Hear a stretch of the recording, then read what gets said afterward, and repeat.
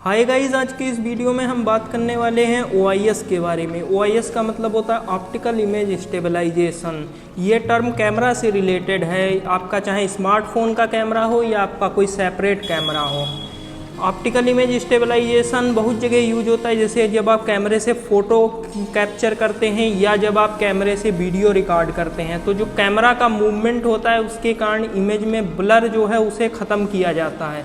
तो उसी को हम कहते हैं ऑप्टिकल इमेज स्टेबलाइजेशन। ये एक तरीके का इमेज स्टेबलाइजेशन ही है। तो हाय गाइस, मेरा नाम है सगुन वर्मा और आप देख रहे हैं चस्का फॉर यू। चलिए शुरू करते हैं आज का वीडियो।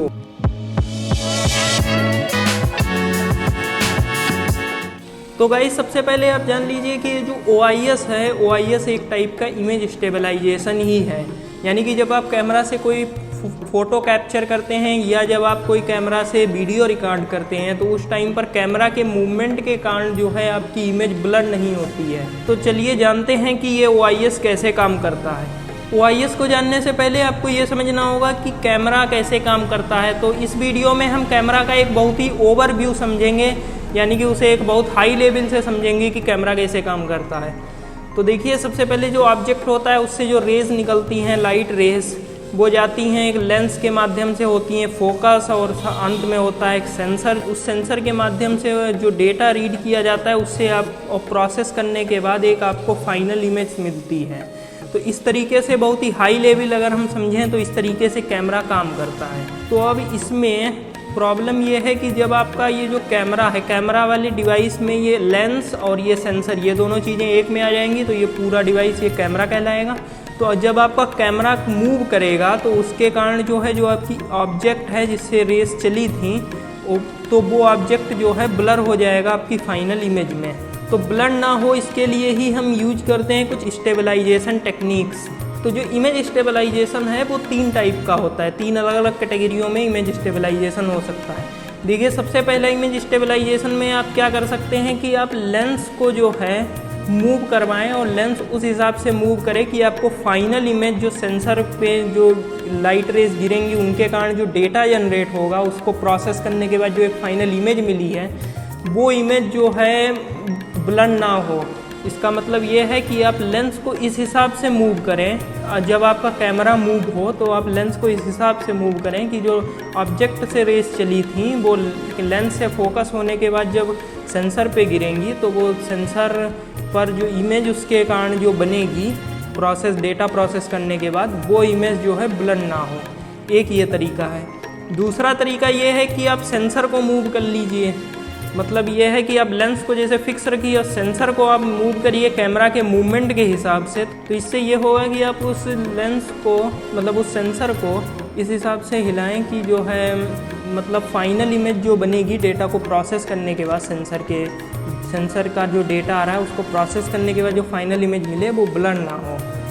तो एक ये तरीका है। एक तरीका हमने पहले देखा था जिसमें लेंस को मूव करवाएं, और एक तरीका हो गया जिसमें आप सेंसर को मूव करवा रहे हैं। या एक तीसरा तरीका भी है जिसे हम कहते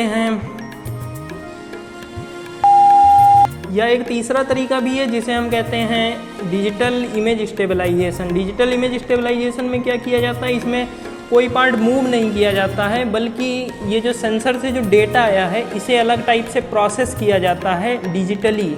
यानी कि एक एल्गोरिथम के माध्यम से इसे प्रोसेस किया जाता है और उससे एक फाइनल रिजल्ट तैयार किया जाता है। यानी कि उससे एक फाइनल इमेज तैयार की जाती है। वो इमेज में कैमरा के मूवमेंट के कारण कोई ब्लर नहीं होता है।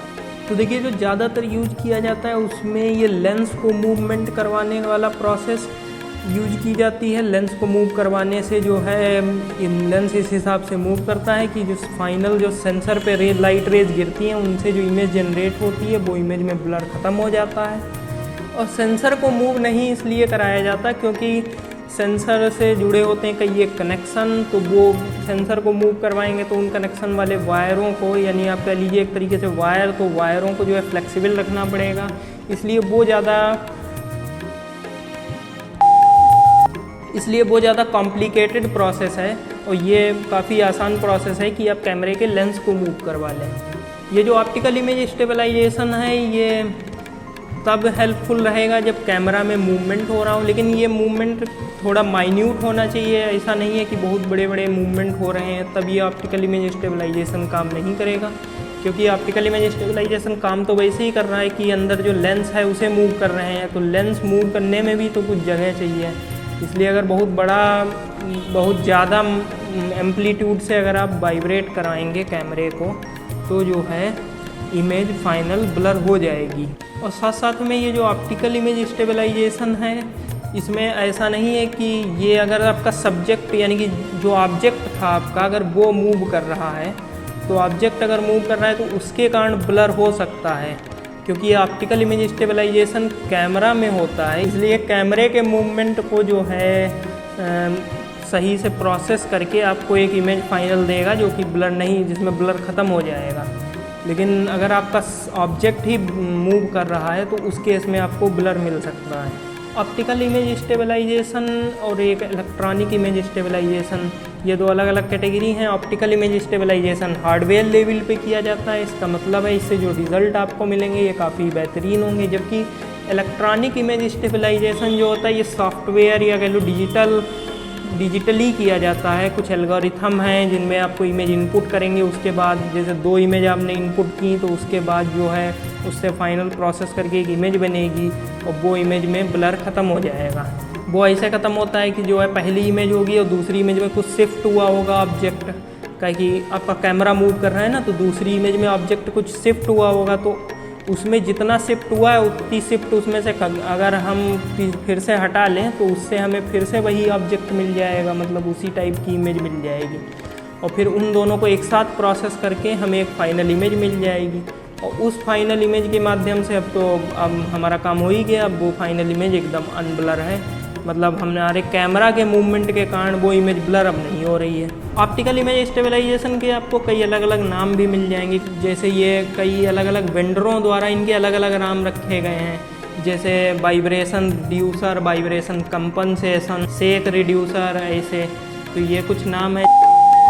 ये जो ऑप्टिकल इमेज स्टेबलाइजेशन है ये लगभग हर स्मार्टफोन में होता है, जो कि थोड़े मतलब क्वालिटी वाले स्मार्टफोन होते हैं उनमें हर एक स्मार्टफोन में होता है। और इलेक्ट्रॉनिक इमेज स्टेबलाइजेशन तो सब में ही होता है। इलेक्ट्रॉनिक इमेज स्टेबलाइजेशन में तो डिजिटली प्रोसेस किया जाता है इमेज को, तो वो तो इसलिए उसमें तो कोई बात ही नहीं, उसमें कोई एक्स्ट्रा हार्डवेयर की ज़रूरत ही नहीं है। जबकि इसमें क्या है, इसमें आपको लेंस मूव करवाना पड़ेगा, तो लेंस मूव करने के लिए जो है आपको एक्स्ट्रा हार्डवेयर लगाना पड़ेगा जिससे कि लेंस मूव करे, जबकि ऐसा इलेक्ट्रॉनिक इमेज स्टेबलाइजेशन में आपको ज़रूरत नहीं पड़ती। तो यानी कि कुल मिला के अगर हम देखा जाए तो ऑप्टिकली जो है हम इमेज को 2 टाइप से स्टेबलाइज कर सकते हैं। पहला तरीका है कि हम लेंस को शिफ्ट कर लें और दूसरा तरीका है कि हम सेंसर को शिफ्ट कर लें। तो लेंस को शिफ्ट करते हैं इसलिए वो लेंस बेस्ड ऑप्टिकल स्टेबलाइजेशन कहलाता है, और जबकि अगर दूसरी तरफ बात करें वो सेंसर को हम शिफ्ट कर रहे हैं इसलिए वो सेंसर शिफ्ट ऑप्टिकल स्टेबलाइजेशन कहलाता है। लेकिन सेंसर शिफ्ट वाला हम यूज नहीं करते हैं क्योंकि वो ज़्यादा कॉम्प्लिकेटेड है। अब लेंस को आराम से मूव कर सकते हैं इसलिए हम lens based optical stabilisation use करते हैं। और साथ साथ में डिजिटल स्टेबलाइजेशन तो यूज ही किया जाता है। इसीलिए आपको जो है कोई स्मार्टफ़ोन है उसकी अगर आप टेक्निकल स्पेसिफिकेशन देखेंगे तो उस टेक्निकल स्पेसिफिकेशन में आपको कैमरे वाले सेक्शन में OIS लिखा हुआ मिल जाएगा। अगर आपको OIS लिखा है इसका मतलब ये है कि वो ऑप्टिकली इमेज स्टेबलाइज कर रहा है।